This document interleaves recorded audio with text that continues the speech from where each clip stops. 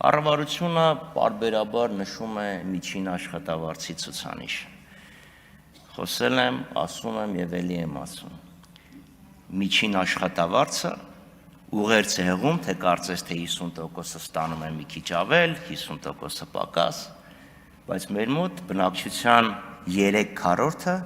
75%-ը ստանում է միջինից շատ ավելի ցածր աշխատավարձ։ Բնակչության մեծամասնության աշխատավարձը 100,000-ից 200,000 դրամի շրջանակներում է։ Մեծամասնությունը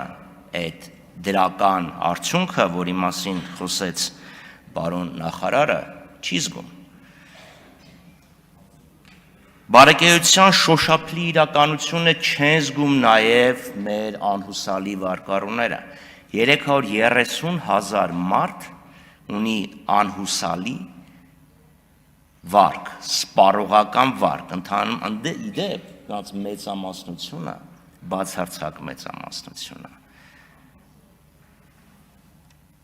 մինչև 150,000 դրամի վարկեր են, այսինքն մինչև 250 ներողություն եմ խնդրում, այսինքն մարդկանց մեծամասնությունը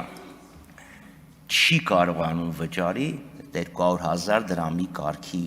վարկը, բանկերից է փախնում, ոստիկաններից է փախնում, ԴՀԿ-ից է փախնում,